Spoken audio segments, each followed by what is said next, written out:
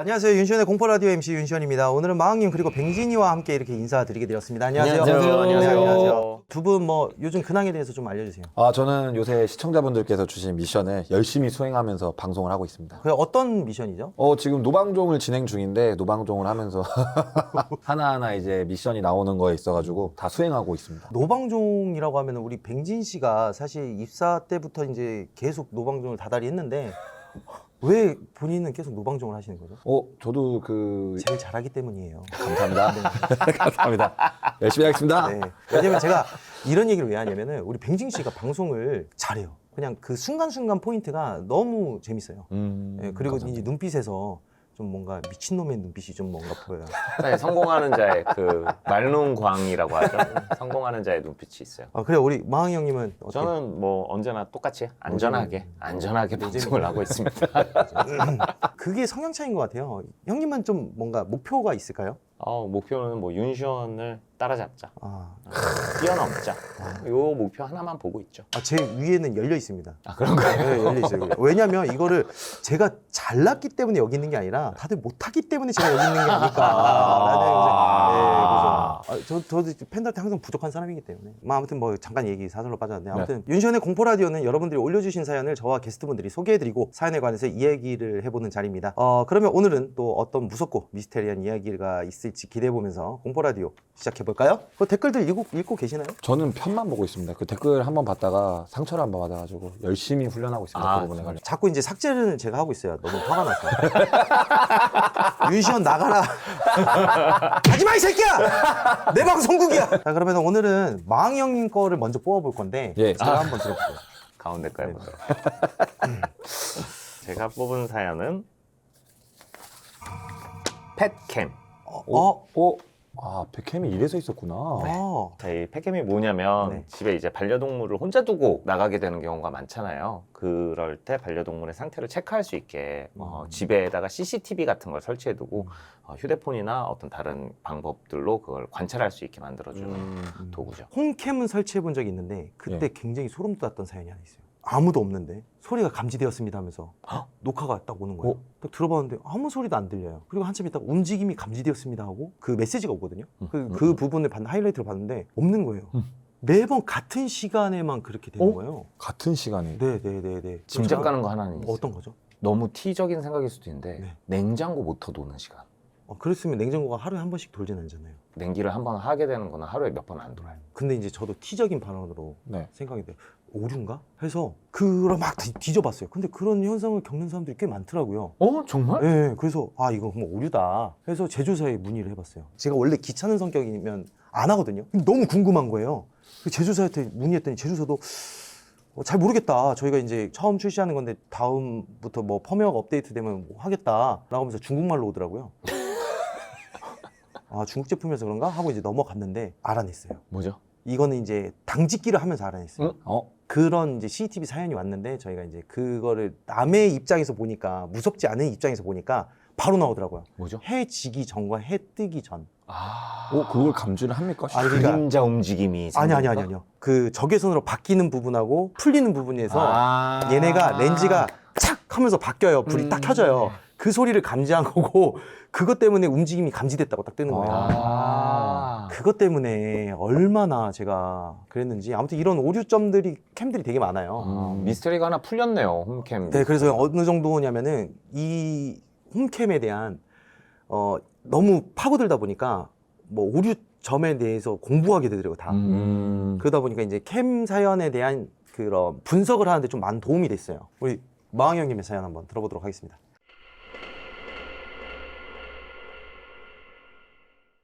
오늘 제가 소개해드릴 사연은 펫캠입니다. 저는 취직에 성공해서 자취를 하게 됐어요. 부모님이 엄하신 편이라 처음엔 엄청 반대하셨지만 왕복 3시간이 걸리는 출퇴근길을 지켜보니 안 되겠나 싶으셨나 봐요. 혼자 사는 것이 익숙해졌을 때쯤 저는 제 집 앞 폐유기된 강아지 한 마리를 입양하게 됐습니다. 비 맞아 쓰러져 있는 아이를 도저히 외면할 수 없었죠. 반려동물을 한 번도 키워본 적이 없어서 첫날부터 막막하더라고요. 겨우 인터넷으로 24시간 운영하는 동물병원을 찾아 진료를 보고 또 당장에 필요한 물품들을 구매해서 낑낑거리며 집에 들고 왔던 게 생각나요. 처음에는 잠시 임시보호만 할 생각이었습니다. 건강해지면 좋은 집으로 입양 보낼 생각이었어요. 하지만 그놈의 정이 뭔지 저만 보며 따라다니는 아이에게 저는 금세 빠져들고 말았습니다. 내가 한번 잘 키워보자 다짐을 한 순간부터 어쩐지 더 정이 가더라고요. 자식을 키운다는 게 이런 기분일까 하는 생각이 들었습니다. 저희 아이의 이름은 여우예요. 여우를 닮아서가 아니라 비 오는 여름날 만나서.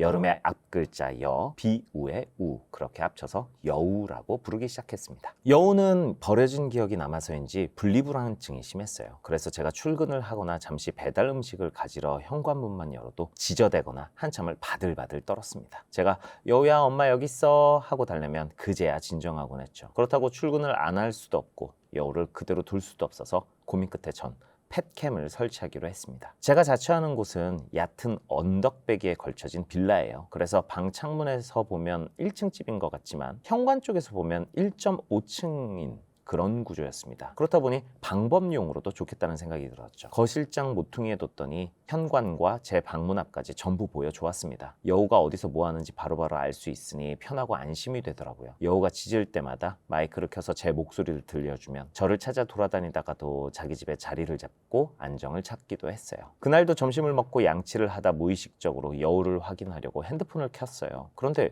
여우가 뭘 열심히 뜯어먹고 있는 거예요. 가만히 보니 말린 닭가슴살 간식이었습니다. 근데 저는 간식을 높은 찬장에다 놓거든요. 여우가 절대 훔쳐 꺼내 먹을 수 없는 곳이죠. 출근 전에는 일부러 시선을 분산시키려고 알맹이 작은 간식을 곳곳에 숨겨놓기 때문에 말린 닭가슴살 간식을 여우가 먹고 있는 게 이해가 가질 않았어요. 여우야, 너 그거 어디서 났어? 제 목소리를 들은 여우는 먹던 간식을 뱉고 익숙한 듯 팩캠 앞으로 다가와 킁킁거리기 시작했습니다. 간식을 받아 숨기는 것도 본 적이 없는데 어디서 났지 싶었지만 이내 여우가 잘 있는 모습에 신경을 꺼버렸어요. 그런데 여우의 모습 뒤로 작게 보이는 제 방문이 스르르 닫히는 것이 보이는 거예요.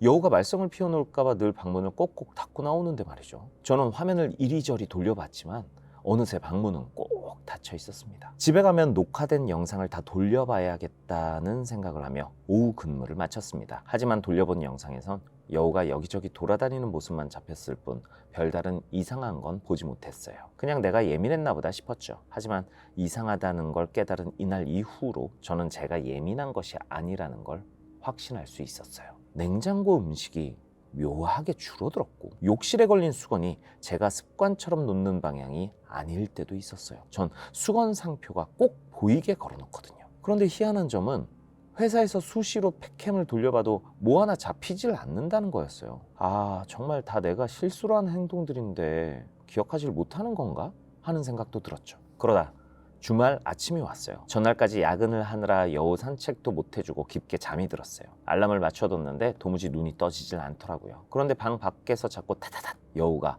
거실 방바닥을 땅 파듯 긁는 소리가 들렸습니다. 방문을 열어놔서 그런지 발톱 소리가 크게 들려 잠에서 깨고 말았어요. 여우야, 엄마 잠 좀 자자. 이따 산책 많이 시켜줄게. 이러면 제게로 달려와 좀 재촉하다가 옆에서 함께 자는데 그날따라 제 말에 반응도 없이 바닥만 파고 있더라고요. 저는 결국 무거운 몸을 일으키고 거실로 나갔습니다. 그냥 여우를 안아들고 올 생각이었어요. 여우는 소파 밑을 바라보다 바닥을 긁고 또 밑을 바라보다 바닥을 긁는 행동을 반복하고 있었어요. 소파 밑에 장난감이 들어갔나 싶어 저는 긴 걸레박대를 들고 가 소파 밑을 바라보았습니다. 그런데 낯선 무언가가 보였어요. 우리 집에 저게 왜 있지 싶은 거예요. 그건 넥타이 핀이었습니다. 여자 혼자 사는 집에 넥타이 핀이 대체 왜 있겠어요? 저는 너무 무서워서 팩캠 폴더에 들어가 기록된 영상들을 전부 돌려봤지만 저와 여우 말고는 찍혀있는 게 없었어요. 흔적은 있는데 기록된 증거가 없으니 환장을 노릇이었죠. 여우는 제 속도 모르고 일어났으니 산책을 가자며 리드줄을 물고 왔습니다. 저는 집 안에 있는 것보다 밖이 더 안전할지도 모른다는 생각에 세수만 하고 집 밖을 나섰어요. 산책을 하며 집주인에게 전화를 걸자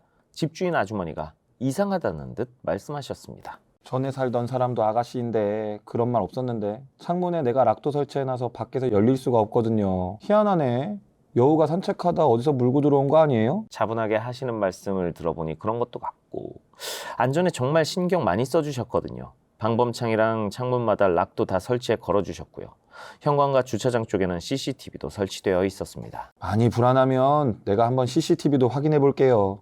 아유, 걱정 마요. 아, 정말 감사합니다. 제가 요즘 예민한가 봐요. 여우도 키우는데 뭐가 그렇게 걱정이야. 알겠어요. 내가 한번 확인해 보고 전화 드릴게. 그리고 저녁에 집주인 아주머니로부터 CCTV 확인 결과 아무런 이상이 없다는 연락을 받았습니다. 역시 내 심리 문제였나 싶어서 그날 저녁엔 두 다리 뻗고 잠들었어요. 그런데 새벽에 갑자기 쾅! 하는 소리에 잠에서 깨고 말았습니다. 제 옆에서 자던 여우도 들었는지 거실을 향해 짖기 시작했어요. 저는 늦은 새벽이라 여우가 짖지 않도록 달래며 거실로 나가봤습니다. 펫캠이 거실장에서 떨어져 바닥에 나뒹굴고 있었어요. 집에 바람이 들어오는 것도 아니고 저 무거운 게 어떻게 왜 떨어졌지? 의문이 들었지만 이내 이것도 내가 잘못 건드렸었나 보다 하고 말았습니다. 거실을 정리하고 침대에 다시 누웠어요. 놀라서 그런지 다시 잠이 들지 않더라고요. 핸드폰으로 영상을 좀 보다가 별 생각 없이 팩캠 폴더에 들어가 영상 하나를 틀었습니다. 그리고 전 곧 비명을 지르며 침대에서 일어났어요. 녹화된 화면에서 어떤 검은 그림자가 저희 집 소파 뒤 틈에서 슥 나와 현관 쪽으로 조용히 사라지는 것이 보였습니다. 현관문이 열렸다 닫히는 소리가 나지막이 들리고 갑자기 펫캠이 흔들리더니 바닥에 떨어지는 게 녹화되어 있었어요. 저는 기겁을 하며 일어나 온 집안 불을 켜고 집 구석구석을 둘러봤습니다. 너무 놀라니까 겁도 사라지나 봐요. 경찰부터 불렀어야 했는데 집 안부터 확인했던 제가 아직도 어이가 없어요. 저는 펫캠 영상을 경찰서에 제출했습니다. 경찰분들이 집 앞에서 잠복과 순찰을 하실 거라고 하셨어요. 그 말에 조금 진정되어 집으로 돌아왔습니다. 다행히 그 후로는 이상한 일이 벌어지지 않았어요. 하지만 그래도 너무 불안해서 이사를 준비했습니다. 이사 준비에 회사 일까지 하려니 너무 피곤했지만 여우의 산책은 미룰 수가 없었어요. 평소 너무 늦은 저녁에는 큰 개들 산책이 많아 피하는 편이었는데 그날은 저도 일이 많다 보니 어쩔 수 없이 늦게 나가게 되었습니다. 그렇게 동네 한 바퀴를 돌고 있는데 갑자기 여우가 귀를 쫑긋 세우더니 꼬리를 치며 달려가는 거예요. 저는 여우를 놓칠까봐 재빨리 따라 뛰었습니다. 그런데 여우가 향한 곳이 바로 저희 집 빌라 앞이더라고요. 이제 막 퇴근을 했는지 양복을 입고 빌라 언덕을 오르는 한 남자가 가로등 불빛에 보였습니다. 근데 참 이상했어요. 유기견이라 겁이 많은 여우가, 특히 성인 남자를 싫어하던 여우가 그 남자를 향해 꼬리를 치고 반갑게 짖는 거예요. 순간 싸한 기분이 들더라고요. 그 남자는 짖는 여우를 보고 살짝 웃어준 후 빌라 안으로 쏙 들어갔습니다. 그 남자의 뒷모습을 쫓던 여우의 시선과 꼬리가 축 늘어졌어요. 뭐야, 여우야, 엄마 무서워. 너 모르는 사람 싫어하잖아. 왜 그래? 산책에 흥미를 잃은 여우를 데리고 집으로 데리고 온 저는 다급히 근처에 살던 친구를 집으로 불렀습니다. 그 싸한 기분이 도무지 가시질 않아서 도저히 혼자 있을 수 없었어요. 그리고 빠르게 그 집에서 이사를 나왔습니다. 월세가 조금 비싸더라도 반려동물을 키울 수 있는 오피스텔로 집을 옮겼어요. 펫캠도 해킹에 안전하다는 걸로 바꿔 설치했습니다. 그리고 얼마 뒤 경찰서에서 전화가 왔어요. 저희 집을 드나들던 남자가 잡혔다고. 여우가 꼬리를 흔들고 반기던 그 양복 입은 저희 빌라 5층 남자였습니다. 알고 보니 제가 살던 집 전 세입자와 사귀었던 사이라더군요. 그래서 저희 집 도어록 자석키를 갖고 있었대요. 기가 막혀서 진짜. 지금도 선한 척하며 안부 인사를 하던 그 남자를 생각하면 소름이 돋아요. 펫캠을 설치하고도 제가 이상한 점을 눈치 못 챘던 동안 사각지대를 계산해 저희 집에 들어와 생활을 했더라고요. 우와. 여우와 놀아주며 친분을 쌓아 경계심을 풀어놓고 아주 별짓을 다 했더라고요. 냉장고에서 음식도 꺼내 먹고 제 방 침대에서 낮잠도 자고 화장실도 쓰고 왜 그랬냐는 질문에는 그냥 여우랑 놀고 싶었다는 말만 반복했다고 합니다. 이게 말이 된다고 생각하는 건지. 저는 지금도 제 컴퓨터 앞에 태블릿 PC로 펫캠을 켜두고 있습니다. 여우의 안전도 안전이지만 이제는 거의 강박이 되어버린 것 같아요. 수시로 집안을 확인하지 않으면 불안해서 일상생활이 어려울 지경입니다. 다행히 제게 나쁜 짓을 직접적으로 행하진 않았지만 만약 그 남자가 조금이라도 나쁜 생각을 더 나아가 했다면 전 어떻게 됐을까요? 세상엔 이해할 수 없는 사람과 상식 밖의 행동을 하는 사람이 점점 늘어나는 것 같아 무섭네요. 차라리 제가 겪은 이 모든 일이 폴터가이스트 현상이거나 귀신이었으면 세상에 대한 배신감이 덜했을까요? 시원님과 팬터마치 모든 분들, 그리고 제 사연을 들어주신 공포라디오 시청자 여러분들까지 저와 같은 공포 경험 없이 안전한 하루가 되시길 기원합니다. 라고 보내주셨습니다. 아니 애초에 여우를 버린 것도 그 남자 아닐까요? 아, 그 정도는 아니겠죠. 와. 그것까지는 아닐 것 같긴 한데 전 사귀었던 그 전집 세입자가 버리고 간 걸 수는 있겠다라는 생각은 했어요. 유기견 여우를요? 헤어지고 원래 커플끼리 헤어지고. 강아지를 사잖아요. 헤어지고 버린대요. 그런 경우가 꽤 있대. 누구 한 명은 책임지지 않습니까? 그러니까 그러면 다행인데 그러면 다행인 건데. 아닌 경우도 있는 거죠. 그러니까 스토커한테 감시당하면 좀 어떨 것 같아요? 그 당하면은 저는 근데 그건 있을 것 같아요. 그 사람이 어떤 모습일까 궁금은 할 것 같아요. 그러니까 무섭지만. 그게 잘못된 거라고. 이게 잘못된 겁니까? 이 스토커가 위험한 건 뭐냐면요. 너에 대한 감정을 자기 스스로 판단한다는 거예요. 만약에 너가 정말 좋아하는 마흔 예. 형님하고 같이 얘기다. 아 형님, 아 이거 좀 불편해요 라고 얘기했는데 그 스토커의 입장에서는 말만 해. 내가 저 새끼 죽여줄게. 좀 이런 감정이잖아. 와, 그건 너무 무서운데요. 그게 스토커예요. 그런 감정이 좀 상상연애라는 단어가 있잖아요. 그런 거에서 비롯되는 네, 그런 걸까요? 게 저는 그런 적이 있어요. 이거 영상에 뭐 몇 번 얘기했지만은 그 비둘기 있잖아요. 그거를 목을 분리시켜가지고 택배로 집에 보낸 적이 있어요. 왜 이유가 뭐래요? 형님한테요? 왜 아무 이유도 없어요. 그 경찰에 신고했는데 경찰관이 연락이 없으시네. 못 잡으셨어요, 형님? 네, 못 잡았어요. 대신에 그 친구한테 얘기했어요. 그 친구는 2년 동안 스팸 메일로 저한테 욕을 보냈어요. 아유, 와. 하루에 수십 통씩 제 방송을 모니터링하면서 협박과 막 이런 이상한 뭐 막 얘기부터 해가지고 막 그런 게 있었는데 기분이 어떠냐면요.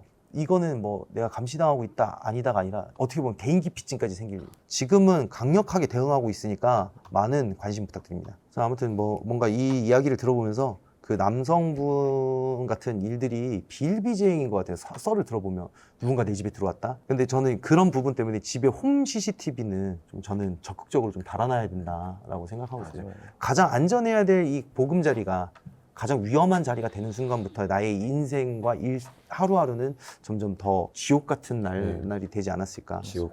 이거는 그 벌금형이 없을 거예요. 지금 제가 읽어봤을 때는 벌금형이 없이 그냥 무조건 실형. 그럼 그 남자의 최고 목적은 뭐였을까요? 제보자님이 말씀하신 것처럼 어떻게 발전했을지는 모르겠지만 네. 나중에 만약에 그대로 뒀었으면 모르고 뒀었으면 어떻게 발전했을지는 모르겠지만 여기까지는 뭐 그냥 스릴이었겠죠. 본인이 약간 좀 변태점. 그런데 이제 그걸 반복하다 보면 그게 무뎌질 거고 그러니까 더 큰 스릴, 더 큰 스릴, 더 큰 스릴을 찾아서 무언가를 했겠죠. 그러니까 변태와 일반인의 차이점은 딱 그건 것 같아요. 생각만 하느냐, 실행을 하느냐. 와. 결국 법이라는 건 그렇죠. 행동을 처벌하는 거잖아요. 생각만 한 걸 가지고 처벌할 수는 없잖아요. 생각까지는 제가 어떻게 말씀 못 드리겠지만 그렇죠. 행동은 하면 안 되는 게 맞아요. 분명히 정해져 있는 거라고 네. 생각합니다. 점점 이런 문화가 생기면 이제 인터넷 문화가 생기면서 그런 거를 동조하는 사람들도 좀 있잖아요. 그거는 정말 사라져야 된다고 생각해요. 네. 그런 문제 전부 다. 이것도 행동입니다. 네, 이것도 행동이에요. 행동.